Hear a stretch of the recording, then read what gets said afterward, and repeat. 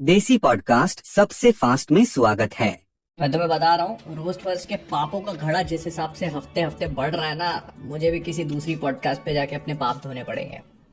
खैर, move on करते हैं। स्टार्ट करते हैं स्ट्रेंजर थिंग्स के साथ में, जो कि इस साल खत्म हो जाएगा फाइनली। और जब नेटफ्लिक्स वालों को इस बात का अंदाजा लगा तो उन्होंने सोचा कि जो आईपी हमने इतनी खिला पिला के मोटी तगड़ी करी है, उसका दूध कैसे निकालेंगे। तो एंट्री होती है स्ट्रेंजर थिंग्स टेल्स फ्रॉम 85 की। ये एक एनिमेटेड शो होगा जिसमें जो मेन कास्ट है वो तो अपीयर होगी, लेकिन निकी नाम की एक नई कैरेक्टर भी इंट्रोड्यूस करवाई जाएगी। इसका सीजी एनिमेशन करने के लिए रिस्पॉन्सिबल है फ्लाइंग बाग स्टूडियोज, जो इससे पहले मार्वल के लिए व्हाट इफ कर चुके हैं, और वो जो निंजा टर्टल्स वाली मूवी देखी थी ना आपने, वो भी। स्ट्रेंजर थिंग्स की टाइमलाइन में ये सीजन 2 और सीजन 3 के बीच में कहीं फिट होगा और अगले साल हमें देखने को मिल जाएगा। मतलब जो स्ट्रेंजर थिंग्स का आखिरी सीजन आप देख रहे हो, एक्चुअली आखिरी नहीं है।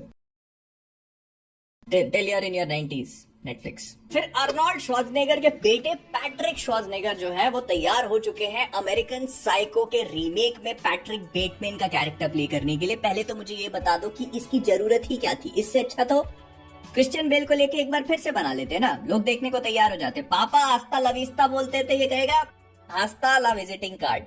आई एम सॉरी, ये बहुत बुरा था, बट इतने शॉर्ट नोटिस पे मैं इससे अच्छा अरेंज नहीं कर सकता। फिर डीसी से काफी इंटरेस्टिंग चीज हुई। जेम्स गन ने रोलिंग स्टोन को एक काफी लंबा चौड़ा इंटरव्यू दिया, जिसमें उन्होंने डीसीयू का उनका जो भी प्लान है वो थोड़ा बहुत रिवील किया, और उससे काफी कुछ हिंट मिल जाती है, लेकिन उस पर भी आगे बात करेंगे। पहले बात कर लेते हैं मिस्टर मिरेकल की। एक एनिमेटेड सीरीज आ रही है जिसको टॉम किंग प्रोड्यूस करेंगे, मतलब उसका शो रनर होंगे। मिस्टर मिरेकल के बारे में आप नहीं जानते तो मैं बस इतना कहना चाहूंगा कि बंदे को बड़ी चीजें पसंद है। नहीं, कॉमिक्स नहीं पढ़ रहे तो पढ़ सकते हो, मतलब इंटरेस्टिंग है। फिर ज़ूटोपिया 2 जो आ रही है उसको लेकर एक इमेज रिलीज करी गई, जो कि इसके मेयर की है। इस कैरेक्टर का नाम है मेयर विंड राइडर, जो कि एक घोड़ा है और एक एक्टर से पॉलिटिशियन बन गया। क्या क्या हर जोक सुनाया नहीं जाएगा। फिर शमिक मोर जो कि हमारे माइल्स की आवाज देते हैं अक्रॉस द बियॉन्ड द और वो जो पूरा स्पाइडर वर्स वाला एनिमेटेड यूनिवर्स है उसमें। तो अब उन्होंने कहा कि जो आखिरी मूवी आने वाली है उसमें उन्होंने 3 अलग अलग माइल्स की वॉइस दी है।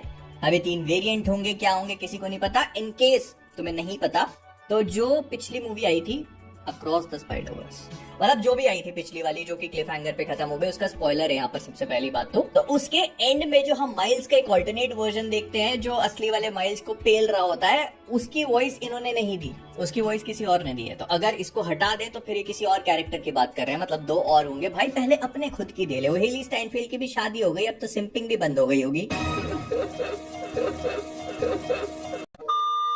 फिर मोआना 3 पे काम शुरू हो चुका है। इसमें तो कोई हैरानी की बात नहीं, खबर बन भी कैसे गई यार। ये हर पिक्चर बिलियन कर रही है, ऑलमोस्ट हर एक एनिमेटेड मूवी डिज्नी की तरफ से बिलियन कर जाती है।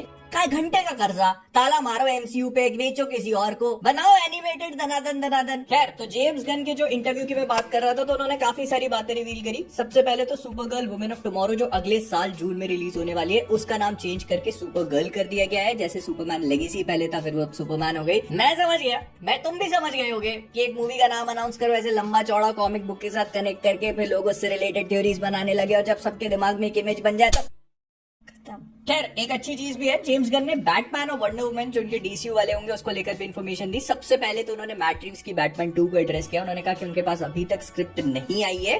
मैट रीव्स थोड़ा सा स्लो लिखना पसंद करते हैं और लोग उनको बुली करने की कोशिश कर रहे हैं, विच इज नॉट गुड। और बैटमैन 2 कैंसिल नहीं हुई है। उन्होंने कहा आएगी, थोड़ा समय लगेगा, आएगी। लेकिन जो मेरा मानना है, मुझे ऐसा लगता है कि शायद मैट रीव्स बैटमैन 2 और 3 एक साथ लिख रहे हैं, बैक टू बैक शूट करेंगे। दैट इज व्हाई, जो भी है। खैर, फिर उन्होंने ये कहा कि अभी उनकी सबसे बड़ी प्रायोरिटी है बैटमैन और वंडर वुमन को डीसीयू में लेके आना, और उसमें भी बैटमैन उनके लिए एक सॉर्ट ऑफ प्रॉब्लम ही बन चुका है, बिकॉज उनको पता है कि बैटमैन को लेके फैंस कितने ज्यादा ऑब्सेस्ड है और उसको सही नेल डाउन करना बहुत इंपॉर्टेंट है। लेकिन अब प्रॉब्लम ये हो चुकी है कि मैट रीव्स के एक बैटमैन की अलग इमेज बन चुकी है, तो उनको अपने बैटमैन को थोड़ा सा डिफरेंट रखना बहुत जरूरी है, और वो कैंपी फनी टाइप का बैटमैन नहीं चाहते। उन्हें चाहिए कि कॉमिक बुक्स में और जिस तरह का बैटमैन का अभी तक का पोर्ट्रेयल रहा है, कुछ कुछ वैसा ही रखा जाए। और उनको ना डीसीयू में बैटमैन बस इसीलिए नहीं लेके आना क्योंकि वो वार्नर ब्रदर्स का सबसे पॉपुलर कैरेक्टर है। वो अपने डीसीयू में बैटमैन की जगह बनाना चाहते हैं, उसकी जरूरत बनाना चाहते हैं, तभी बैटमैन वहां पर अपीयर होगा। और उनका सोचना है, वो किसी राइटर के साथ काम कर रहे हैं जो अभी तक उन्होंने डिस्क्लोज नहीं किया, नहीं तो उस राइटर के ऊपर बहुत भयानक पीयर प्रेशर हो जाएगा।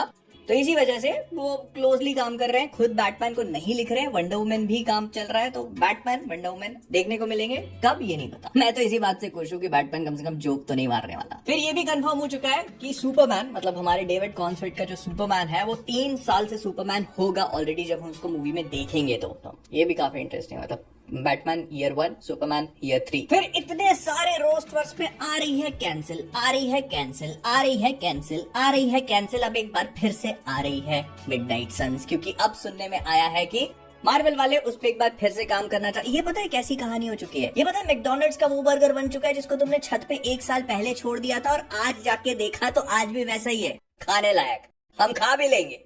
फिर हांस जिमर ने ये बात कंफर्म कर दी कि वो ड्यून 3 के लिए वापस आने वाले हैं, मतलब म्यूजिक वगैरह सब कुछ देंगे एंड ठीक है, मतलब खुश हो जाओ। फिर जिन लोगों को पिट का सीजन 1 पसंद आया था तो इसका सीजन 2 फिल्म होना शुरू हो चुका है। ये जो 4 जुलाई का वीकेंड होता है यूएसए में उसको कवर करेगा, मतलब उस टाइम पीरियड को कवर करेगा जो केओस वहां पर होता है वो दिखाने की कोशिश करेंगे और जनवरी में हमें देखने को मिल जाएगा। फिर टॉम रेस हैरिस को कंफर्म कर दिया गया है डीसी का क्लेफेस प्ले करने के लिए। इन केस यू गाइस वो वंडरिंग, तो डीसी क्लेफेस के ऊपर एक स्टैंड अलोन मूवी बना रहे थे जिसको माय पर्सनल फेवरेट्स में से एक माइक फ्लेनेगन ने लिखा हुआ है।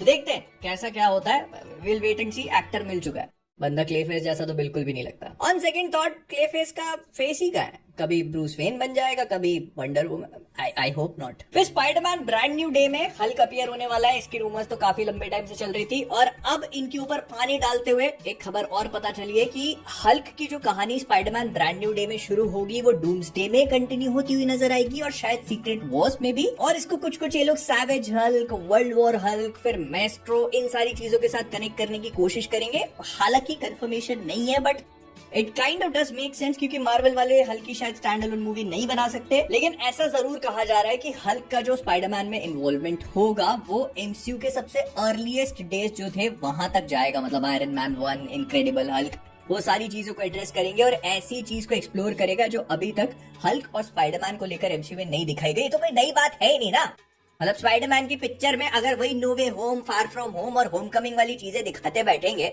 फिर क्या है कि नई मूवी। फिर ये कहा जा रहा है कि एवेंजर्स डूम्सडे में ये लोग जो तलोकन और वकांडा के बीच के टेंस रिलेशन थे ना, समझ ही रहे हो तुम लोग, उनको एक्सप्लोर करेंगे। कितने टेंस थे ये तो वक्त ही बताएगा, या फिर सूजन स्टॉर्म।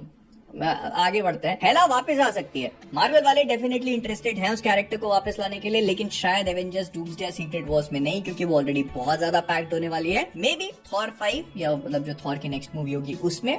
इसको सुन के तो मैं यस मेरे साथ करो, या नहीं तुम लोग अच्छे से नहीं करते तो थॉर के साथ करो।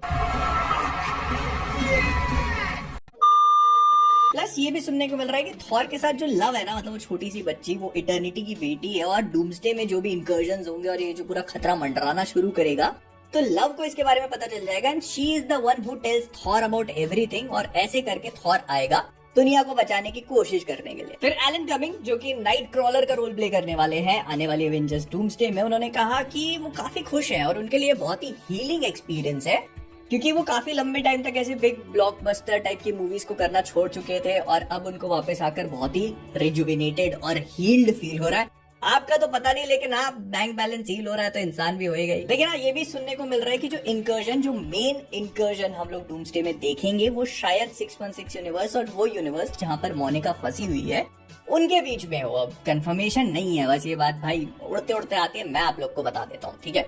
तो उनके बीच में होगा, नाइट क्रॉलर के पास अपनी ट्रेडमार्क कॉमिक बुक एक्यूरेट तलवार वगैरह होगी और उसके एक्शन सीन्स जो है वो बहुत ही बढ़िया लगने वाले हैं।